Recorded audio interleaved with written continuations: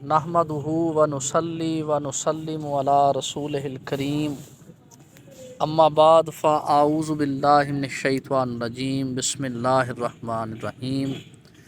واجب الاحترام برادر عزیز پروفیسر جاوید صاحب اور سامعین محترم، ہم حضور سیدنا امام علی رضا بن امام موسیٰ کاظم علیہ السلام کا ذکر جمیل کر رہے ہیں۔ آپ علیہ السلام کے حوالے سے نیشا پور کا ایک واقعہ نور الابصار میں اس طرح سے درج ہے کہ نیشا پور میں جب کہ آپ قیام پذیر تھے تو ایک روز کچھ بڑے بڑے صوفیاء، جو کہ صوفیاء کے بھی اساتذہ تھے اور بعد کے زمانے میں ان مشاہیر کا ذکر بھی کیا گیا تصوف کی کتابوں میں، وہ آپ کے پاس آئے اور انہوں نے یہ عرض کی کہ یا امام علی مقام، خلیفۃ المسلمین نے اپنی سلطنت کے امور پر جب نظر ڈالی اور دیکھا کہ اس سلطنت کو اللہ تعالیٰ نے اسے حاکم بنایا ہے، تو اس نے غور و فکر کیا کہ اہل بیت اطہار ان امور سلطنت کو سب سے بہتر سر انجام دے سکتے ہیں اور وہ ان امور سلطنت کو بہتر طور پر چلا سکتے ہیں، تو خلیفہ وقت نے یہ امارت و سلطنت آپ کے حوالے کر دی، اور ہم لوگ بھی ایسے ہی شخص کو خلیفۃ المسلمین دیکھنا چاہتے ہیں جو سادہ کھانا کھائے، سادہ لباس پہنے، گدھے کی سواری کرے، بیماروں کی عیادت کرے، جنازوں کے ساتھ چلے۔ حضور سیدنا امام علی رضا علیہ السلام صوفیاء کی یہ گفتگو سن کر، جب کہ آپ تکیے کے ساتھ ٹیک لگا کر بیٹھے تھے، سیدھے ہو کر بیٹھ گئے اور آپ علیہ السلام نے یہ ارشاد فرمایا کہ حضرت یوسف علیہ السلام حضرت یعقوب علیہ السلام کے بیٹے تھے اور اللہ کے پیغمبر تھے۔ انہوں نے ریشمی لباس پہنا اور ایسا ریشمی کوٹ پہنا جس کو سونے کے بٹن لگے ہوئے تھے، اور آپ وہ لباس پہنتے تھے جو کہ قبطی حکمران پہنا کرتے تھے، اور آپ آل فرعون کے تکیہ گاہوں پر یعنی ان کی مسندوں پر بھی بیٹھتے تھے، حکم نافذ کرتے تھے اور امر و نہی کرتے تھے۔ آپ علیہ السلام نے ارشاد فرمایا، دراصل امام اور حاکم سے جو مطلوب ہوتا ہے وہ عدل و انصاف مطلوب ہوتا ہے، وہ بات سچی کرے، حکم کرتے وقت عدل کرے، اور جب وعدہ کرے تو پورا کرے۔ اللہ تعالیٰ نے لباس حرام نہیں کیا،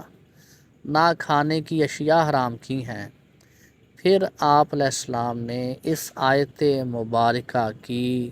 تلاوت فرمائی، کل من حرم زینت اللہ التی اخرج لعبادہ والطیبات من الرزق، یعنی اللہ رب العزت نے ارشاد فرمایا کہ اللہ کی زینت کی چیزیں کس نے حرام کی ہیں، جو اس نے اپنے بندوں کے لیے ظاہر کی ہیں، اور پاکیزہ رزق کس نے حرام کیا ہے۔ سبحان اللہ، قربان جائیں، آل رسول کے علاوہ کوئی بھی ان عقدوں کو حل نہیں کر سکتا۔ بڑے بڑے صوفیاء اس مغالطے میں ہمیشہ مبتلا رہے کہ شاید معمولی لباس پہننا اور جھوٹا موٹا کھانا یہی عین تقویٰ اور تصوف کی علامت ہے، حالانکہ اصل چیز جو اللہ رب العزت کو مطلوب اور مقصود ہوتی ہے وہ اعمال صالحہ کا بجا لانا ہے، جس کا ذکر حضور سیدنا امام علی رضا علیہ السلام نے اپنے اس قول مبارک میں کیا کہ بادشاہ وقت کے لباس کو یا اس کی سواری کو یا اس طرح کی دیگر چیزوں کو اتنا زیادہ فوکس مت کرو، بلکہ یہ دیکھو کہ کیا بادشاہ عدل و انصاف کر رہا ہے یا نہیں، کیا بادشاہ وعدہ پورا کرتا ہے یا نہیں، کیا بادشاہ امانت کا حق ادا کرتا ہے یا نہیں۔ کیونکہ آپ علیہ السلام جانتے تھے کہ بہت سے لوگ ایسے بھی ہوں گے جو معمولی لباس پہنیں گے اور پرانے کوٹ پہنیں گے اور قوم سے یہ بہانہ کریں گے کہ ان سے بڑھ کر قوم کے ساتھ مخلص کوئی نہیں ہے، مگر در پردہ یہی لوگ عہد شکن ہوں گے، دروغ گو ہوں گے اور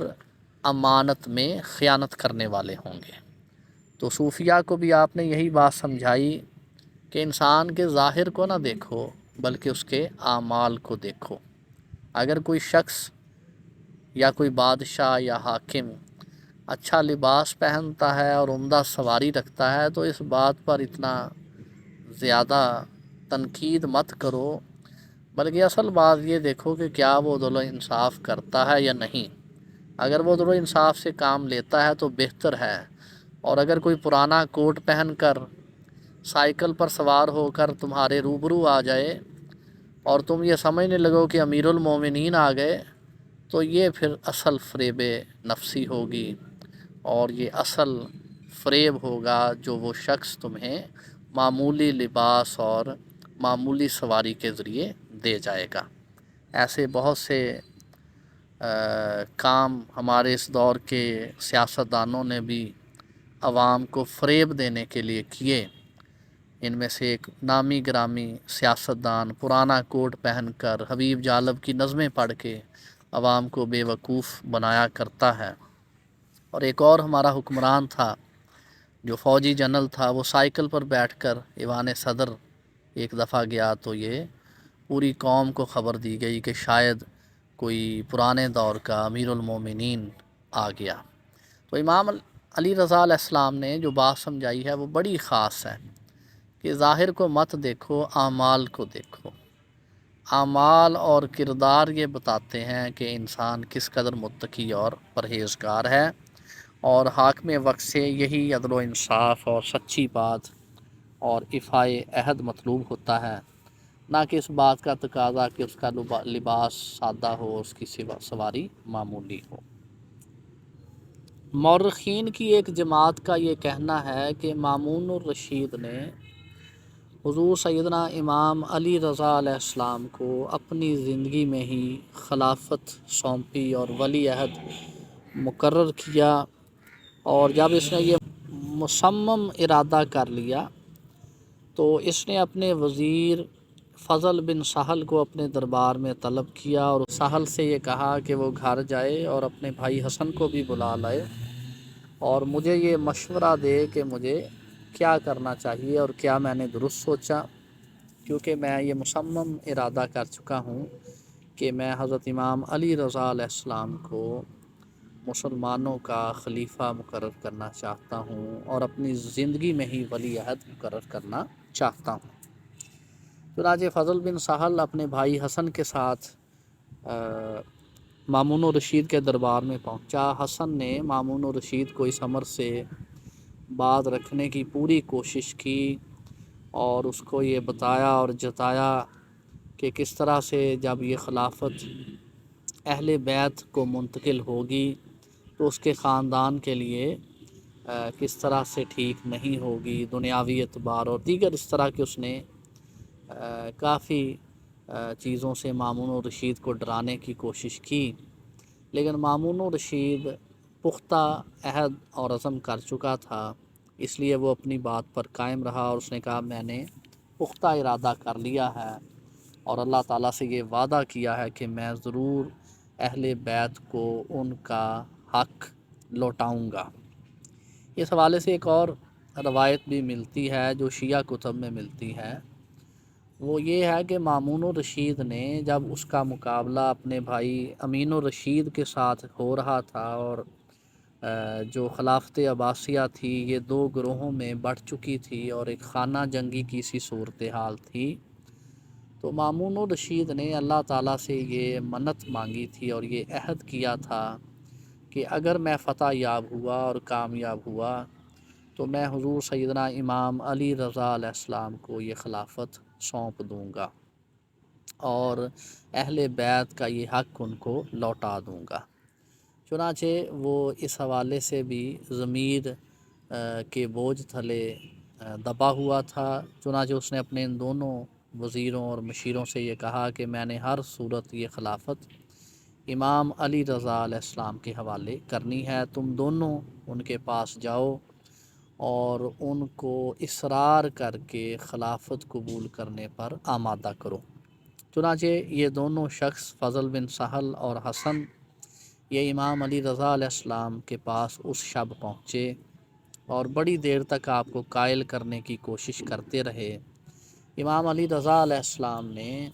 اہل بیت اطہار کی سنت مطہرہ کے مطابق اول اس خلافت کی امارت سے انکار کیا اور کہا کہ مجھے یہ امر قبول نہیں ہے، لیکن جب ان لوگوں کا اصرار حد سے بڑا اور انہوں نے خلیفہ کے حوالے سے یہ عرض کیا کہ خلیفہ ہر صورت میں آپ کو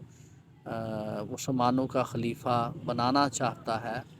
تو آپ نے کچھ شرائط کے ساتھ اس بات کو قبول کیا، اور یہ شرائط جو آپ نے ان دونوں کے ذریعے مامون الرشید تک پہنچائیں وہ یہ تھیں کہ اس ولی عہدی کے زمانے میں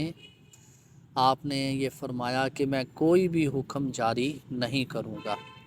کسی بھی شخص کی اپوائنٹمنٹ نہیں کروں گا، اور امور سلطنت میں کسی بھی قسم کا دخل نہیں دوں گا۔ ان شرائط میں جو حکمت کار فرما تھی وہ یہ تھی کہ آپ نہیں چاہتے تھے کہ آپ کوئی بات کریں اور مامون الرشید اس کے مقابلے میں کوئی بات کرے اور اس سے امت مسلمہ ایک بار پھر دنگا و فساد میں مبتلا ہو جائے یا کسی بھی قسم کی رفٹ پیدا ہو۔ چنانچہ آپ علیہ السلام نے بڑی حکمت عملی سے مامون الرشید کے اس تقاضے اور اصرار کو بھی قبول کیا، اور اس کے ساتھ ساتھ اپنی شرائط بھی رکھیں کہ اس زمانے میں جب کہ وہ ولی عہد ہوں گے اور مامون الرشید خلیفہ ہوگا، اس زمانے میں وہ کوئی حکم جاری نہیں کریں گے۔ ہاں، اس کے بعد جب کہ وہ خلیفۃ المسلمین ہوں گے وہ عدل و انصاف سے حکومت چلائیں گے۔ تو یہ تاریخ اسلامی کا ایک بڑا ہی انمول اور یادگار واقعہ ہے کہ 25 رمضان المبارک کو 201 ہجری کا یہ واقعہ ہے۔ جمعرات کے روز حضور سیدنا امام علی رضا علیہ السلام کو بادشاہ وقت اور خلیفہ وقت مامون الرشید نے عباسی اور علوی جو اس دور کے اکابر تھے ان بزرگوں کی موجودگی میں آپ کو اپنی سلطنت کا ولی عہد مقرر کیا اور سب سے یہ کہا کہ وہ آپ کی بیعت کریں، اور سب سے پہلے مامون الرشید نے اپنے بیٹے عباس سے کہا کہ وہ حضرت امام علی رضا علیہ السلام کی بیعت کرے۔ تو جب عباس کھڑا ہوا تو امام علی رضا علیہ السلام نے اپنا ہاتھ بلند کیا، تو مامون نے اس موقع پر کہا کہ ہاتھ بلند کرنے کی ضرورت نہیں ہے۔ تو اس پر حضور سیدنا امام علی رضا علیہ السلام نے ارشاد فرمایا کہ رسول اللہ صلی اللہ علیہ وآلہ وسلم جب لوگوں سے بیعت لیتے تھے تو آپ بھی اسی طرح سے بیعت لیا کرتے تھے کہ آپ کا ہاتھ لوگوں کے ہاتھوں کے اوپر ہوتا تھا۔ تو اس موقع پر پھر وہ خاموش ہو گیا۔ اس طرح سے عباس نے سب سے پہلے آپ کی بیعت کی، اور پھر تمام اس موقع پر جو سادات اور علوی خاندان کے لوگ تھے انہوں نے آپ کی بیعت کی، اور پھر عباسیوں نے بھی آپ کی بیعت کی۔ اس موقع پر شعراء نے اور دیگر جو نامور اہل علم حضرات تھے انہوں نے آپ کی تعریف و توصیف بیان کی، اور خلیفہ کی تعریف بھی کی گئی اور آپ کی شان بھی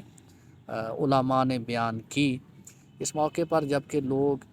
بعض لوگ آپ کی تعریف کر رہے تھے تو آپ کا ایک خادم خاص بے حد مسرور تھا، اور وہ اس بات سے بڑا فرحت محسوس کر رہا تھا، اور بہت ہی فخر محسوس کر رہا تھا کہ امام علی رضا علیہ السلام کو مسلمانوں کا خلیفہ چنا جا رہا ہے، تو آپ نے اس کو اشارے سے اپنے پاس بلایا اور اس کو چپکے سے کان میں یہ کہا کہ تم بڑے فخر کا مظاہرہ کر رہے ہو اور بہت ہی اس معاملے پر خوش ہو رہے ہو، یہ جان لو کہ یہ معاملہ انجام کو نہیں پہنچے گا۔ سبحان اللہ، قربان جائیں فرزند اہل بیت امام علی رضا علیہ السلام، فرزند رسول اللہ صلی اللہ علیہ وآلہ وسلم، نور فراست سے یہ دیکھ رہے تھے کہ مامون الرشید اگرچہ آپ کو ولی عہد تو مقرر کر رہا تھا، لیکن آپ یہ جانتے تھے کہ یہ امر انجام کو نہیں پہنچے گا۔ تو یہ تاریخ اسلامی کا بڑا ہی شاندار واقعہ ہے اور بڑا ہی تاریخی واقعہ ہے کہ مامون الرشید نے کس طرح سے اصرار کر کے آپ کو خلافت سونپی اور اس نے کس طرح سے یہ منت مانگی اور کس طرح سے یہ سارا معاملہ سر انجام ہوا۔ اس موقع پر حضور سیدنا امام علی رضا علیہ السلام آخر میں خطاب کے لیے تشریف لائے تو آپ نے صرف ایک جملہ کہا۔ آپ نے خلیفہ وقت کے سامنے، اس کی آل اولاد کے سامنے اور سادات اور علویوں کے سامنے اور عباسیوں کے سامنے یہ جملہ کہا کہ لوگوں، رسول اللہ صلی اللہ علیہ وآلہ وسلم کے توسل اور تصدق سے ہم تم پر حق رکھتے ہیں، اور اسی طرح حضور علیہ الصلوۃ والسلام ہی کی نسبت سے تم بھی اپنا حق ہم پر رکھتے ہو، اس لیے جب تک تم ہمارا حق ادا کرتے رہے تو ہم تمہارے اوپر عدل و انصاف کے ساتھ حکومت کرتے رہیں گے۔ آپ نے صرف یہ جملہ کہا اور اس کے بعد کوئی گفتگو نہ کی۔ مامون کے تحریر کردہ عہد ولایت پر امام علی رضا علیہ السلام نے اس عہد نامے کی پشت پر جو تحریر فرمایا وہ کچھ یوں ہے: بسم اللہ الرحمن الرحیم۔ تمام تر حمد و ثنا اس ذات اقدس کے لیے ہے کہ جو چاہے سو کرے، اس کے حکم کو کوئی رد نہیں کر سکتا اور نہ ہی اس کا فیصلہ مسترد ہو سکتا ہے۔ وہ نظروں کی خیانت اور سینوں کے مخفی رازوں کو جانتا ہے۔ درود و سلام ہو اس کے نبی حضرت محمد صلی اللہ علیہ وآلہ وسلم پر جو خاتم الانبیاء ہیں، اور آپ کی آل پر جو طیب و طاہر ہے۔ میں علی بن موسیٰ کاظم یہ کہتا ہوں کہ اللہ تعالیٰ خلیفۃ المسلمین کی مدد کرے اور اس کو سیدھے راستے پر چلنے کی توفیق دے۔ اس نے ہمارا حق پہچانا جس سے لوگ ناواقف تھے اور ہم سے صلہ رحمی کی جبکہ قطع رحمی ہو چکی تھی۔ اس نے بے قرار جانوں کو آرام پہنچایا بلکہ انہیں دوبارہ زندگی عطا کی جبکہ وہ زندگی سے مایوس ہو گئی تھیں، اور لوگوں کو فقیر ہونے کے بعد غنی کیا اور گمنام ہونے کے بعد معروف کیا۔ حال یہ ہے کہ وہ اس طرح اللہ تعالیٰ کی رضا کا طلبگار ہے۔ اللہ کے غیر سے اس کی جزا نہیں چاہتا۔ اللہ تعالیٰ شکر گزار کو اور زیادہ نوازتا ہے اور اچھی جزا دیتا ہے، اور مخلص انسانوں کا ثواب اللہ تعالیٰ کبھی بھی ضائع نہیں کرتا۔ خلیفۃ المسلمین نے مجھے اپنا ولی عہد بنایا ہے اور مجھے خلافت پر فائز کیا ہے، جبکہ میں ان کے بعد اگر زندہ رہا تو جس کو اللہ تعالیٰ نے مضبوط رکھنے کا حکم دیا ہے، جو شخص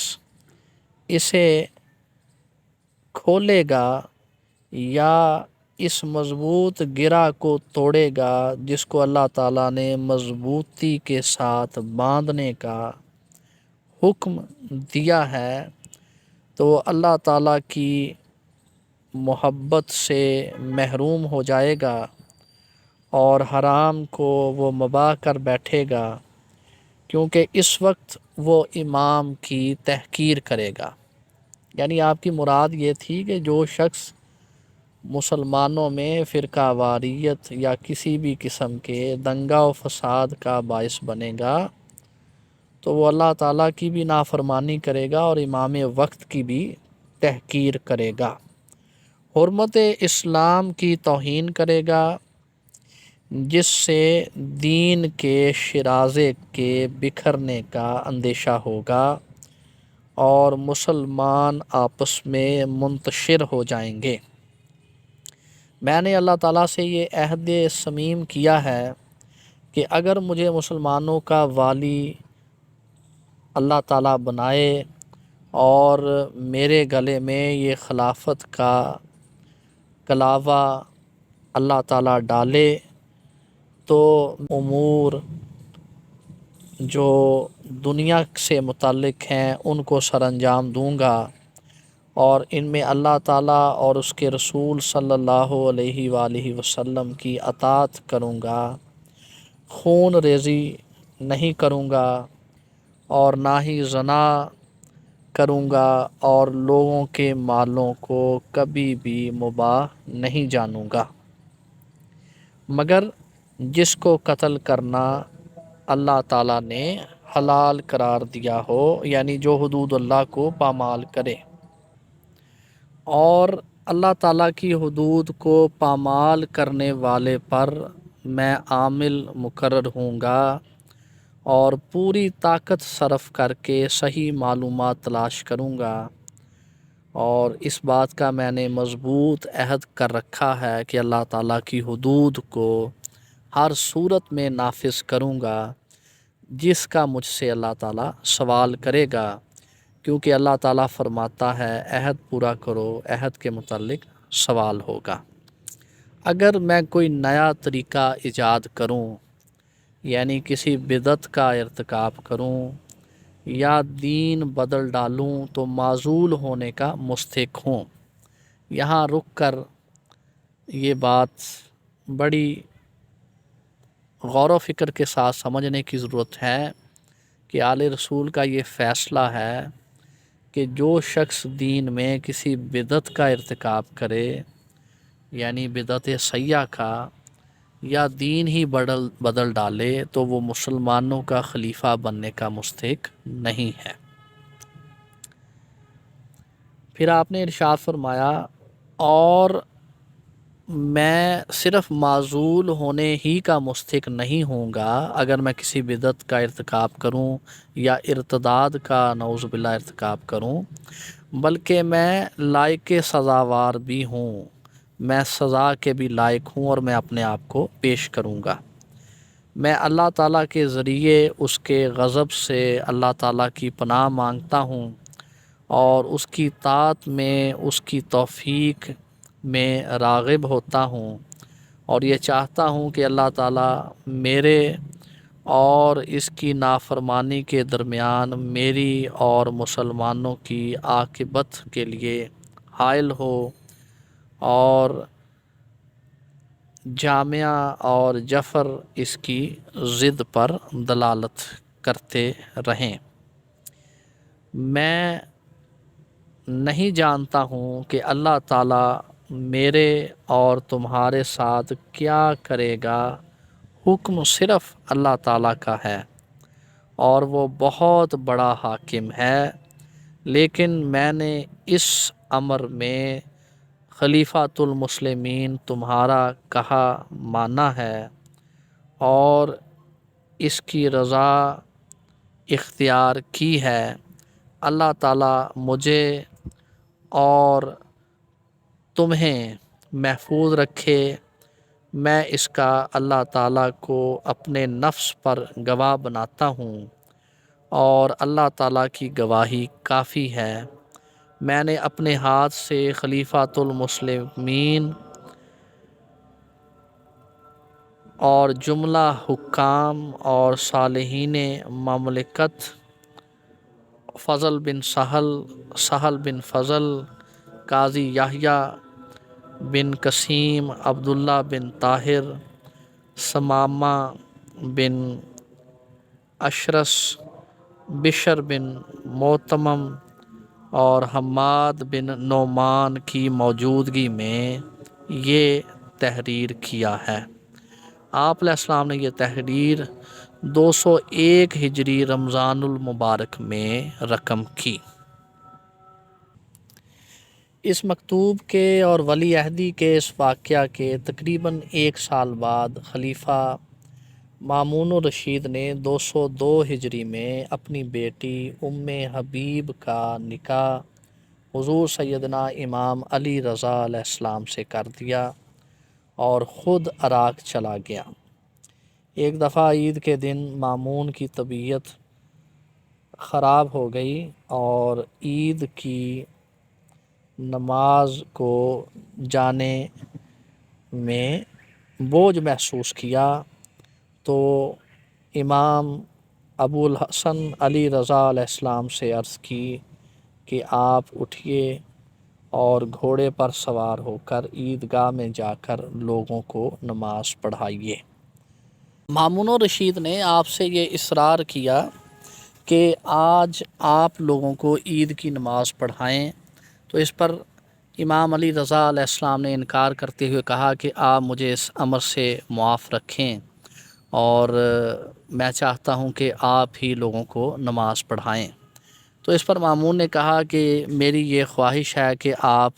تمام خلقت میں مشہور اور ممتاز ہو جائیں اور لوگوں کو یہ پتہ چل جائے کہ میرے ولی عہد آپ ہیں اور میرے بعد خلیفہ منتخب ہیں۔ اس نے جب خوب اصرار کیا تو حضور سیدنا امام علی رضا علیہ السلام نے اس سے یہ کہا کہ پھر میں عیدگاہ اس طرح سے جاؤں گا جس طرح سے اللہ تعالیٰ کے رسول صلی اللہ علیہ وآلہ وسلم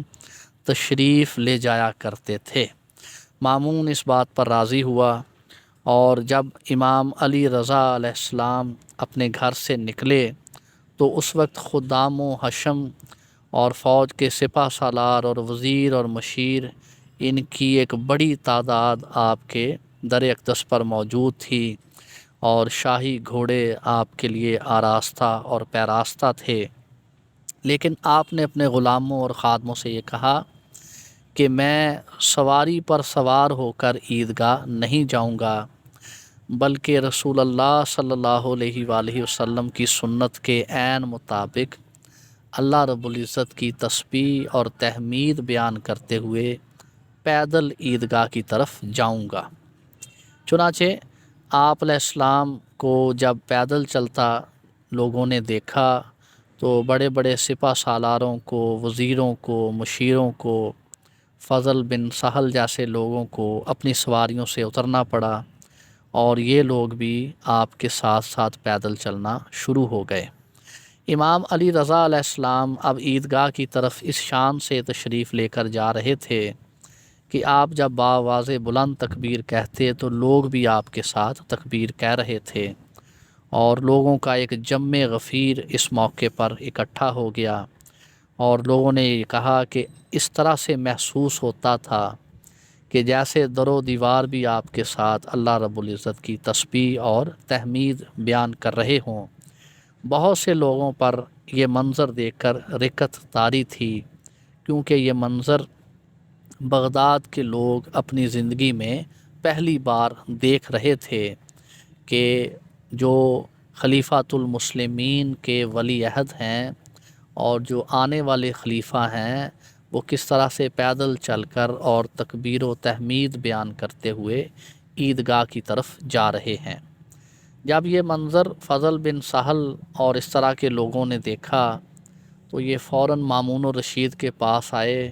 اور کہنے لگے کہ آج بغداد میں وہ منظر ہے کہ جو آپ نے زندگی میں کبھی دیکھا نہ ہوگا۔ مجھے یہ ڈر ہے کہ یہ لوگ ہمیں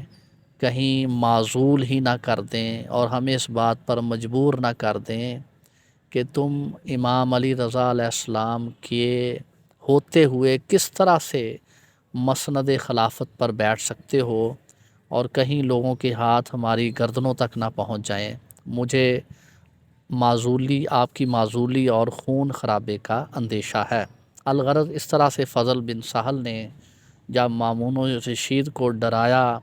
اور ممکنہ خطرات سے آگاہ کیا تو مامون الرشید نے آپ کو فوراً پیغام بھجوایا کہ یا امام، میں نے آپ کو خام خواہ ہی زحمت دی اور آپ کو اتنی تکلیف اٹھانا پڑی، آپ اپنے گھر واپس تشریف لے آئیں، میں خود ہی جا کر لوگوں کو عیدگاہ میں نماز پڑھاؤں گا۔ چنانچہ امام علی رضا علیہ السلام وہیں راستے سے واپس ہوئے اور مامون الرشید کو طوعاً اور کرہن اور مجبوری کے ساتھ اس خیال کے پیش نظر کہ کہیں لوگ اسی وقت اس کو معزول نہ کر دیں اور اس کو اور اس کے جو حواری ہیں ان کو کہیں دریا برد نہ کر دیں، وہ خود ہی عیدگاہ میں پہنچا اور لوگوں کو نماز عید پڑھائی۔ یہ بڑا ہی تاریخ اسلام کا خاص واقعہ ہے اور اس واقعہ کو نور الابصار میں بھی نقل کیا گیا اور فصول المہمہ میں بھی اس واقعہ کو نقل کیا گیا ہے۔ اس واقعہ سے یہ بھی پتہ چلتا ہے کہ ہمارے جو اولین دور کے مسلمان تھے وہ جو اپنے اندر متقی اور پرہیزگار شخص کو دیکھتے تھے تو اس کو اپنا خلیفہ چاہتے تھے، جیسے صوفیاء کے جو بزرگ تھے انہوں نے امام علی رضا علیہ السلام سے عرض کیا تھا۔ تو اموی اور عباسیوں کی خاندان اہل بیت سے دشمنی کی ایک وجہ یہ بھی تھی کہ اگر خاندان اہل بیت کے ارد گرد زیادہ لوگ اکٹھے ہو گئے تو کہیں لوگ ہمیں ہمارے درباروں سے نہ صرف معزول ہی نہ کر دیں بلکہ کہیں ہمیں مسند خلافت نہ چھوڑنے پر قتل ہی نہ کر دیں۔ تو اس وجہ سے یہ لوگ اس حسد اور دنیا کی اس محبت اور موت کی اس نفرت کی وجہ سے آل رسول کے دشمن ہو گئے۔ ہم آپ علیہ السلام کی سیرت کے کچھ اور واقعات کا ذکر اگلی قسط میں کریں گے۔ والسلام۔